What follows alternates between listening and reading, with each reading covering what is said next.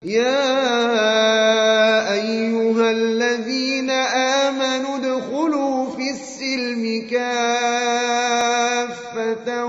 ولا تتبعوا خطوات الشيطان إنه لكم عدو مبين.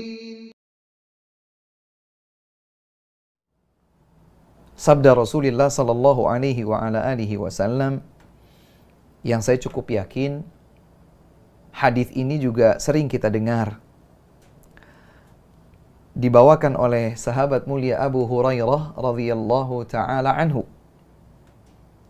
Rasulullah sallallahu alaihi wasallam bersabda, "Al-mu'minul qawi khairun wa ahabbu ila Allah minal mu'minid dha'if."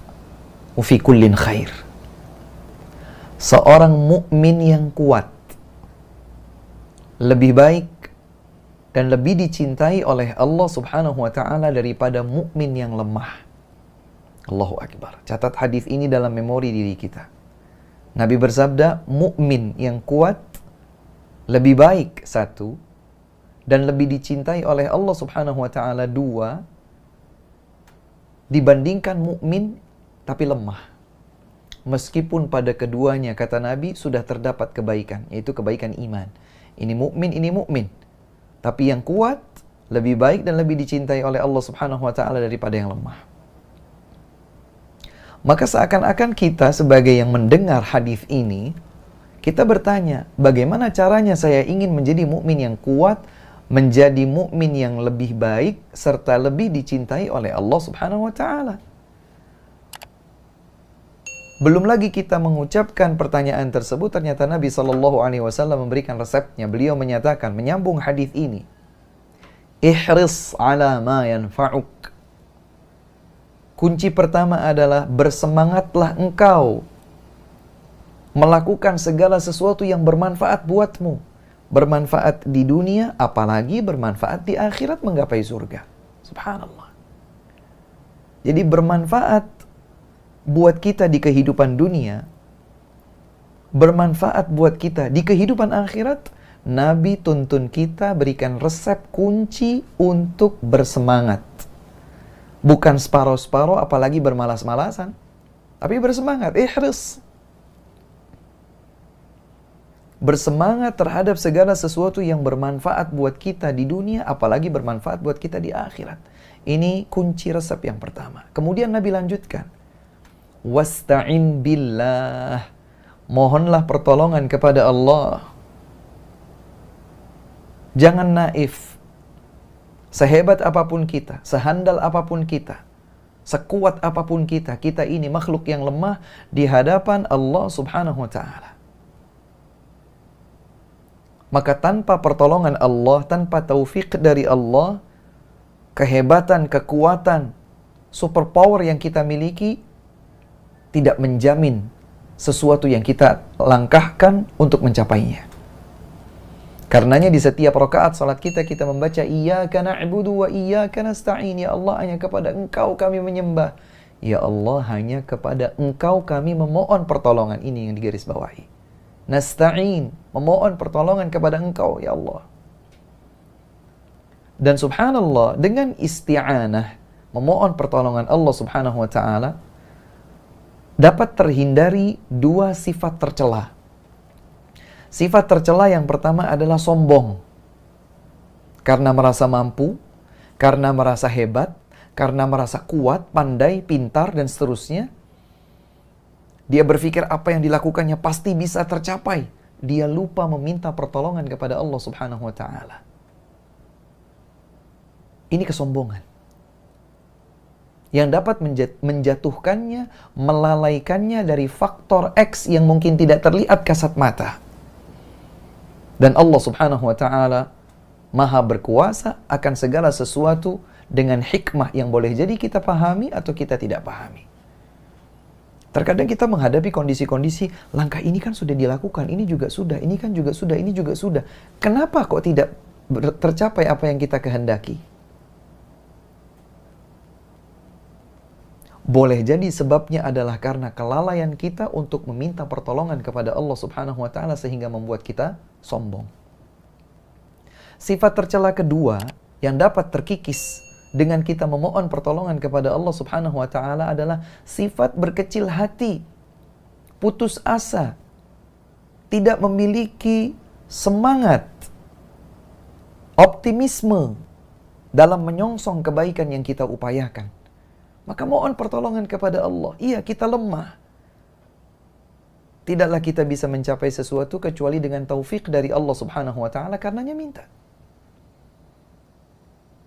Dalam sebuah hadis yang diriwayatkan oleh At-Tirmidzi dengan sanad yang sahih dari Abdullah bin Abbas radhiyallahu anhuma, Nabi bersabda, "Idza sa'alta fas'alillah, wa idza ista'anta fasta'in billah." Jika kau meminta, mintalah kepada Allah. Jika kau membutuhkan pertolongan, ajukanlah permohonan pertolongan kepada Allah. Ya salam, Allahu Akbar. Maka Rasulullah sallallahu alaihi wasallam memberikan kunci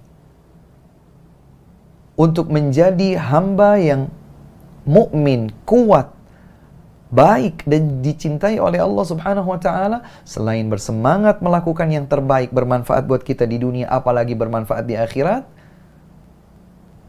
hadirkan sepenuh hati, jiwa dan raga untuk memohon pertolongan kepada Allah. Iyyaka na'budu wa iyyaka nasta'in. Agar terkikis, terhindar, terjauhkan diri kita dari kesombongan atau dari keputusasaan, berkecil hati, pesimistis terhadap kebaikan yang sedang kita langkahkan. Kemudian resep yang ketiga, kunci resep yang ketiga yang Nabi SAW sampaikan adalah wala ta'jaz. Jangan menjadi hamba yang lemah, yang cepat layu, loyo. Kemudian Nabi SAW menyempurnakan larangan untuk layu dan lemah tersebut. Wa in asabaka syai' fala taqul law anni fa'alt kana kadza wa kadza walakin qul qadarullah wa ma syaa fa'al fa inna law taftahu 'amal asy-syaitan. Kalau sesuatu menimpamu, musibah menyapa dirimu, sudah melakukan semua step yang harusnya dilakukan, tapi ternyata hasilnya tidak sebagaimana diharapkan, sudah memohon pertolongan kepada Allah Subhanahu wa taala, tapi juga harapan belum kunjung tiba, justru musibah yang menimpa kita, jangan ucapkan kata Nabi, andai saja aku lakukan ini, tidak aku lakukan itu. Jangan ucapkan itu, kata Nabi. Tapi ucapkanlah qadarullah. Ini ketetapan takdir dari Allah. Langkah sudah dipenuhi, mohon pertolongan sudah dilakukan, pasti ada kebaikan di balik setiap ketetapan Allah buat kita.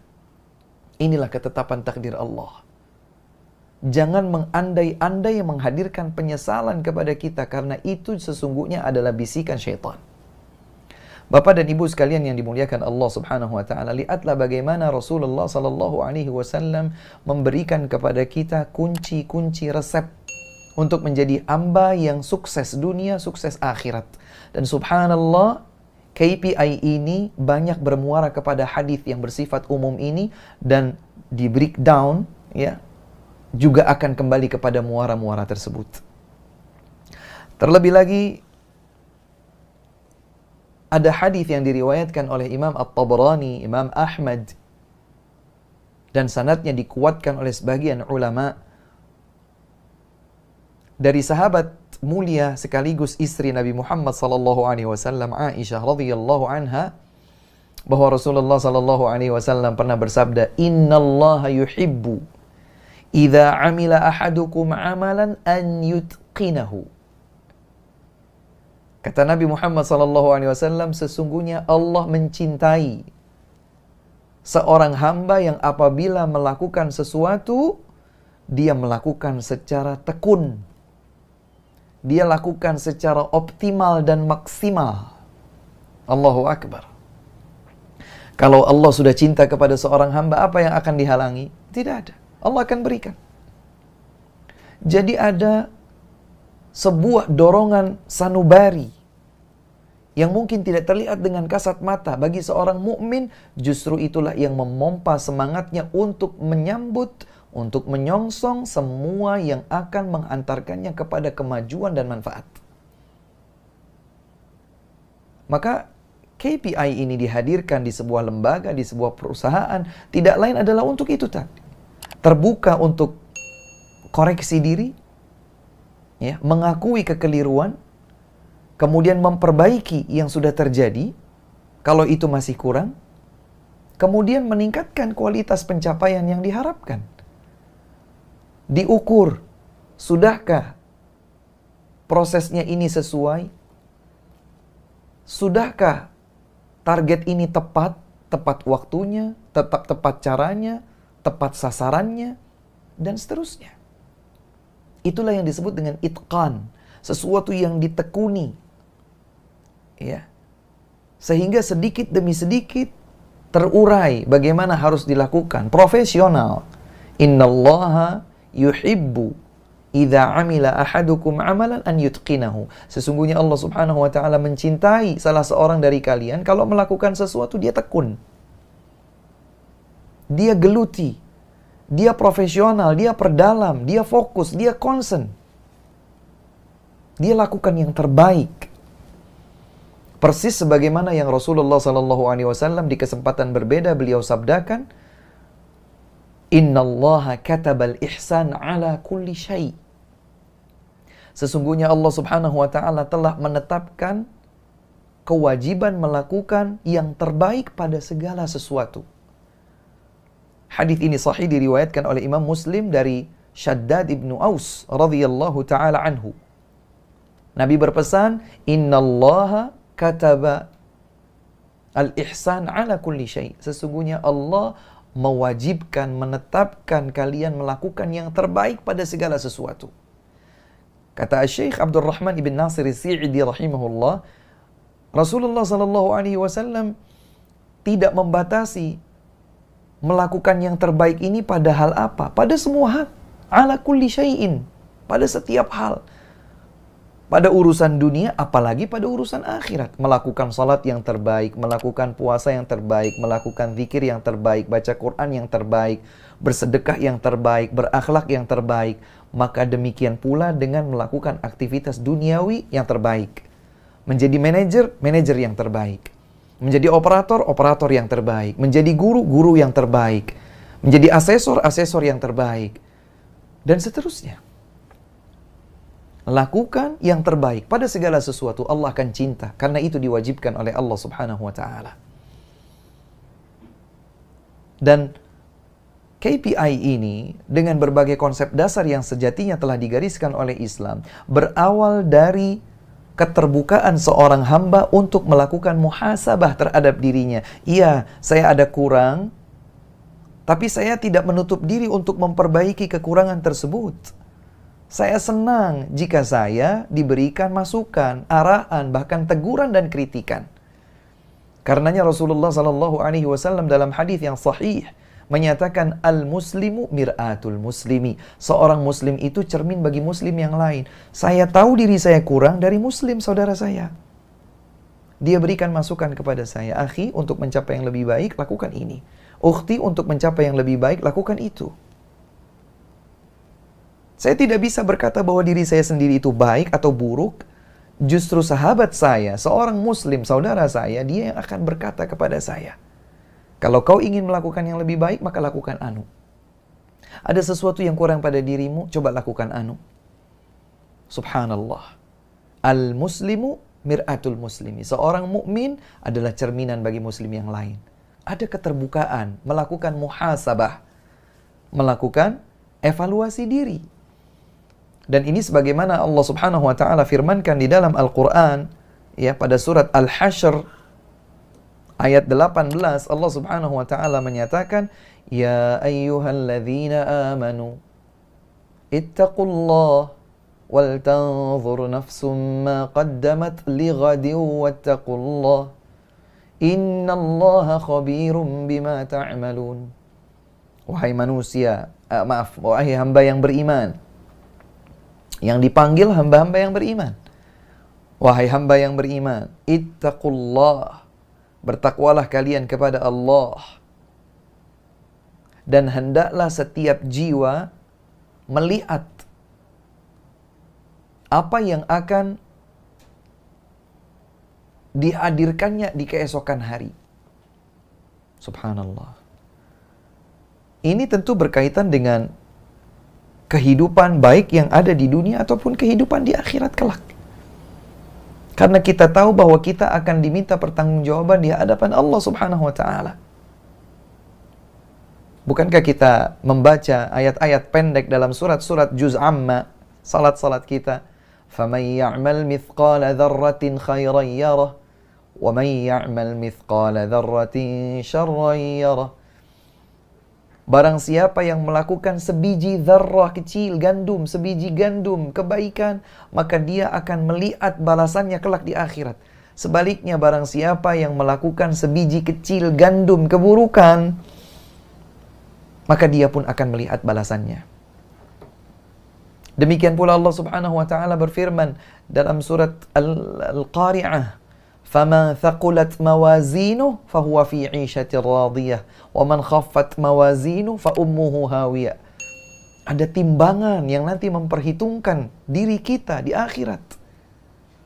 Barang siapa yang berat timbangan kebaikannya, maka dia akan berada di kehidupan bahagia di dalam surga. Sebaliknya barang siapa yang ringan timbangan kebaikannya, justru lebih berat timbangan dosanya, maka dia akan merasakan tempatnya dilemparkan, yaitu ke dalam neraka yang menyala-nyala. Subhanallah.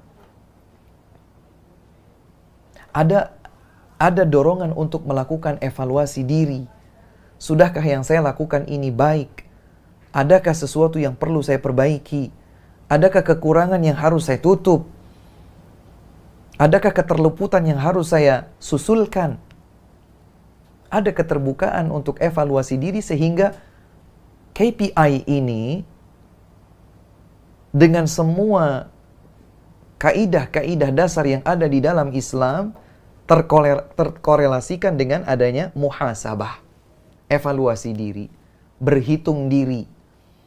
Saya tidak malu untuk berkata, iya kemarin saya salah, saya akan perbaiki. Kemarin saya terluput, saya akan susulkan. Kemarin saya terlambat, saya akan percepat. Subhanallah. Inilah konsep Islam yang indah.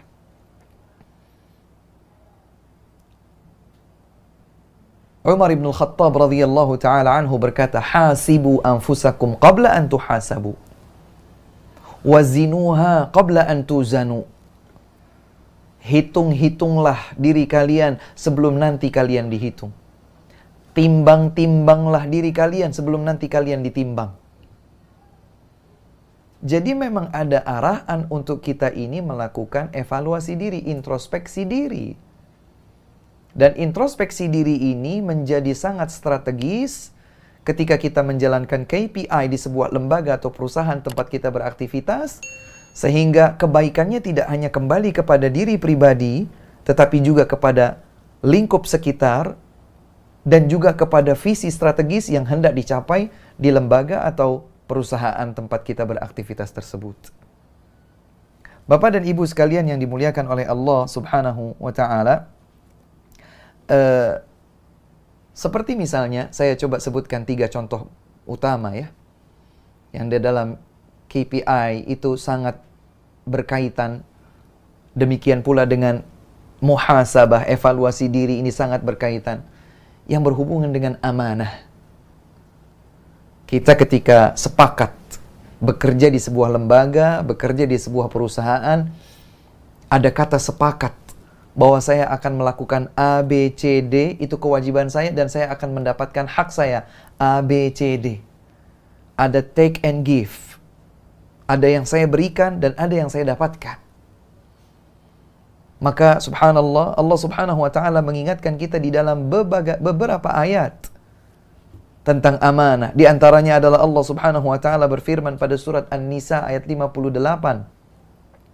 Allah menyatakan, "Innallaha ya'murukum an tu'addul amanati ila ahliha." Sesungguhnya Allah Subhanahu wa ta'ala perintahkan kalian untuk menunaikan amanah, memberikan amanah tersebut kepada pemiliknya, kepada si empunya. Contohnya misalnya, saya harus kerja 8 jam, maka 8 jam itu adalah waktu untuk perusahaan saya. Saya tidak sibuk dengan urusan pribadi saya, dengan medsos saya, dengan urusan keluarga saya. Saya fokus 8 jam kerja saya adalah untuk perusahaan saya. Maka waktu, tenaga, pikiran, fokus, concern saya adalah untuk perusahaan saya. Saya sudah teken kontrak bersepakat untuk hal tersebut. Ini contoh. Maka dorongannya adalah dorongan menjalankan amanah sebaik mungkin karena Allah perintahkan. Itulah cerminan seorang mukmin, mukminah. Allah telah perintahkan kalian untuk menunaikan amanah kepada si empunya, berikan. Sebagaimana pula Allah Subhanahu wa taala berfirman di dalam surat Al-Anfal ayat 27, "Ya ayyuhalladzina amanu la takhunullaha war rasula wa takhunu amanatikum wa antum ta'lamun." Surat Al-Anfal ayat 27. Wahai hamba yang beriman, jangan kalian berkhianat kepada Allah, berkhianat kepada Rasul, berkhianat kepada amanah-amanah yang diembankan kepada kalian padahal kalian mengetahui. Jangan. Tadi perintah, Allah perintahkan kalian untuk menunaikan amanah kepada si empunya. Ini larangan, larangan untuk berkhianat. Maka ada totalitas untuk kita melakukan sesuatu sebagaimana yang telah disepakati di awal.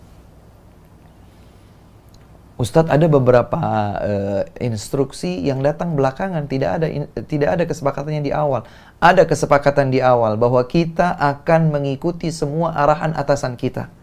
Maka meskipun mungkin ada arahan-arahan yang baru, tidak terperinci dari awal, perubahan langkah strategis misalnya, atau perubahan teknis tertentu misalnya, tapi itu arahan atasan kita, bukan kemaksiatan kepada Allah, menjadi wajib untuk kita penuhi. Allahu Akbar. Ini adalah panduan, pedoman seorang mukmin. Ini bukan karena saya memberikan kajian misalnya di perusahaan Pertamina Lubrikan misalnya, tidak. Inilah yang saya jalankan sebagai bentuk agama dan saya akan pertanggungjawabkan di hadapan Allah Subhanahu wa taala, amanah. Demikian pula misalnya tentang kejujuran. Jujur, ya. Jujur dalam perkataan, jujur dalam memberikan kesaksian, jujur ketika membuat keterangan. Allah Subhanahu wa taala berfirman dalam surat Al-Ahzab, "Ya ayyuhalladzina amanu taqullaha wa qulu qawlan sadida." Wahai hamba yang beriman, bertakwalah kalian kepada Allah dan bertutur katalah, berbicaralah, berikanlah keterangan dengan tutur kata bicara yang lurus, lempeng. Jangan takut untuk menjadi orang yang jujur. Dan takutlah menjadi orang yang terjatuh dalam kedustaan. Bahkan kita mestinya berteman, berkomunitas bersama mereka orang-orang yang komitmen dalam kejujuran. Bukankah Allah Subhanahu wa taala juga berfirman, "Ya ayyuhalladzina amanu taqullaha wa kunu ma'as shadiqin." Wahai hamba-hamba yang beriman, bertakwalah kalian dan bersamalah kalian dengan mereka orang-orang yang jujur. Dan juga dalam surat Al-Ahzab Allah Subhanahu wa taala berfirman, "Innal muslimina wal muslimat wal mu'minina wal mu'minat." 10 sifat yang dimiliki oleh laki-laki dan perempuan. Salah satu di antara 10 itu adalah was-sadiqina was-sadiqat, yang jujur dalam berkata-kata, baik dia laki-laki ataupun perempuan. Di penghujung ayat Allah sebutkan lahum maghfiratu wa ajrun kabir. Maka bagi mereka ampunan dan pahala yang besar, yaitu surga. Allahu Akbar. Ini pembentukan kepribadian, ya, karakteristik seorang muslim muslimah yang berpegang teguh di atas agamanya. Maka sampai pun seandainya tidak diperlukan KPI atau media-media yang lain, maka dia akan konsisten on the rule, berada di atas tuntunan Allah dan tuntunan Rasulullah sallallahu alaihi wasallam. Alaikum bisidqi fa inna sidqa yahdi ilal birri wa innal birra yahdi ilal jannah.